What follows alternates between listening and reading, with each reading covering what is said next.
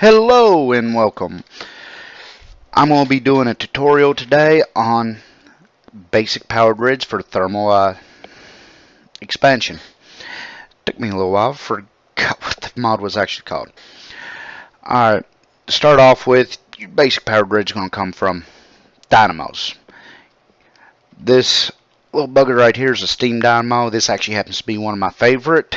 It's one I use quite a bit. It's also one of the first ones you'll make because basically it'll burn wood, charcoal, coal. A lot of the same things that are burning your furnace will burn in here. Not all of it though. Like sticks, you can check on the wiki, see the different things that are burned, but it only burns like about 5 or 6 things. But the main things you put in your furnace you would use on this. It also requires water. Unless you're running steam to it, then it'll convert the steam straight into RF. Next one is the magmatic dynamo. All it uses is lava. Now the problem is when you're starting off, all you've got is little pools of lava that are on the surface. You really don't want to have to go all the way down to the bottom to get lava unless you've got some type of portable tank, which I do recommend starting off to have a portable tank. You also got to make sure that you use the right stuff to transport your lava, otherwise you're going to have a big mess. Next one up is your compression dynamo. I can't say as I've ever used this one.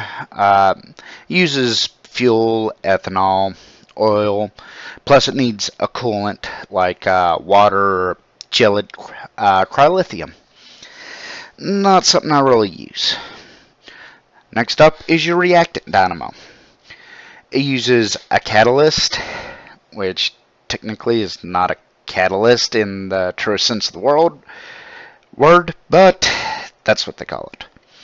And it uses a fluid with it. There's a whole list of different fluids and different catalysts you can use with them. We'll not go into them because not only can I not remember them all, there's probably 20 or 30 of them, and they all give a different RF capacity. And I use that word because each one of these dynamos at base only produce 80 RF per tick. Depending on what you put in them and which one you use, they'll produce that 80 RF a tick a lot longer than say some of the other ones. The last one, I have never seen anybody use this, which is an innervation dynamo. It uses redstone. That's all it uses. I've played servers for months and months and still just never had enough redstone. Mainly because I build some very complex stuff or stuff that are very involved and require massive amounts of redstone. So I mean, there's times when you've got too much, but when you get to the point where you can use it, there's just never enough. So, not something I use. Okay. Now, how do we fuel these? This is your steam dynamo. You'll see this up here is just a water drum. Just a drum that you put water in. You can take a bucket and fill it up. You can use different machines to fill them up automatically, which I will go into in another section. And this is just tempered fluid duct with a regular old iron servo. Now, why? Because sucker won't feed by itself. Now, if you've got a portable tank, you can make them feed by themselves. But unless you've got a very high-end one, this bugger uses or holds a lot of water. So I'll go over here to my server and just tell it, hey, ignore. the redstone. And you'll see it's dropping water down into here. You can see it's now filled with water. You also see steam. It's not producing any steam. Why? Because no fuel is over here. Now I've got this set up so that it can do, you know, it all on its own until it runs out of fuel due to this cache being out of fuel. I'll show you in a later version why I'm doing it like this. Now you can put the charcoal, which is the fuel I normally use, straight in here and it's fine, but it runs out. This way you have a constant source of fuel. This is a creative cache. In the regular game you're not going to get this, but you can make multiple different tiers of caches all the way up to a resonant cache, which they hold a ton of material. It's very rare that you fill them, and when you do, there's only two things I've ever really completely filled a resonant cache with, and that's been cobblestone and charcoal. But that's because I normally have a tree farm, and that is something that will be discussed later in another video. Now you notice how I had to turn on the servo over here by going into its settings. Well, I've got a lever over here. Ain't got to do that this time. Okay, there it goes. Yeah, it's just a regular iron servo, so it's pumping it out slow. I rarely use iron servos, just because I normally need a lot of fuel going in, because I will have banks of these particular dynamos going, the steam dynamos. And you can see right here, my power output is 80 RF a tick. The maximum it can do is 80 RF a tick.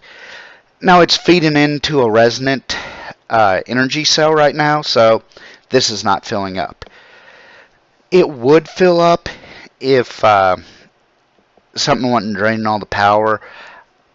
I just wanted it to drain all the power so you could see it working. And you also notice that the steam is getting built up here. Well, apparently it did fill up. As you can see now, this is the energy of the dynamo is just getting filled up. I must not set the resonant energy cell upright, which, if I look at it, there's the problem right there. See how all these other ones are blue? That means it's taking in. Where this is orange, it means it's outputting.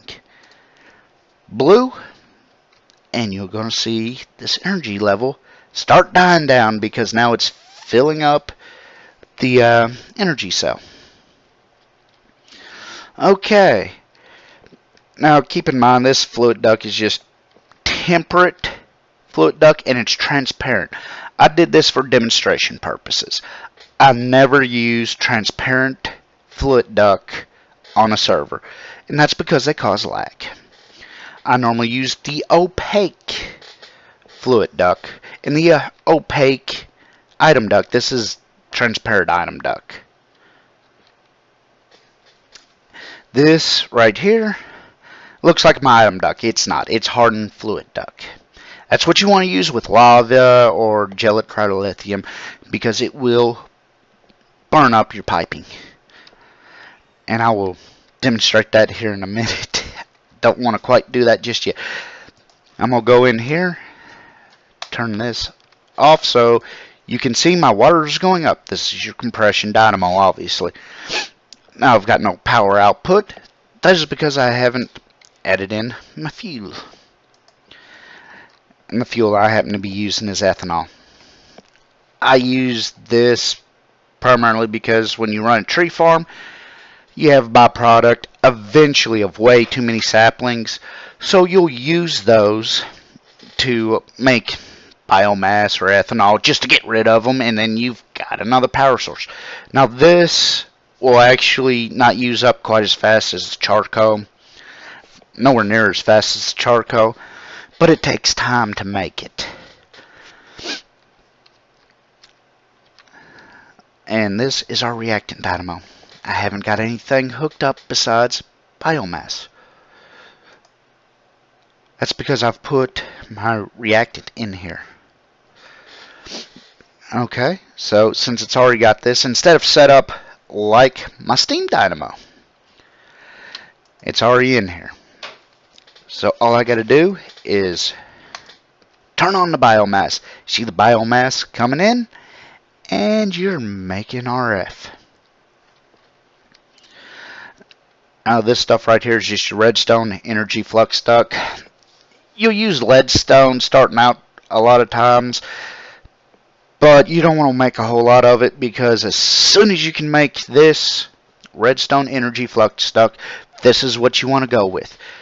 The reason is it holds a lot more energy in it, transfers a whole lot more energy, and not only that, you can upgrade it later on to a cryostabilized flux duct, I believe it's called, and it has an unlimited transfer rate. When you're going into some of your machines, when you're transporting, 10, 50,000 RF per tick, this stuff isn't going to cut it when you've got quite a bit of them running, and maybe have your steam dynamo bank or other type of dynamo bank. Okay, now this is your magmatic. These are awesome for the nether. Normally I don't use them a whole lot until I've gone to the nether, and I've got either a pump, which I don't like using, or an endothermic pump, which I do like using. Here's the difference. A pump will cause lag because it's going to cause the lava to fall in. When you use an endothermic pump, it turns the lava into cobble and transfers all the lava that's turned into cobble into whatever particular container you have designated it for, which I will go over in a later video. And I'm just going to show you that yes, the lava's flowing. You can see it going up. That's all you need is lava. Now you can use a pyrithium mixture in here. I've never seen anybody use it because it's a pain in the butt to make. But we're just going to sit here and watch, see no problems. Now I'm going to turn on this.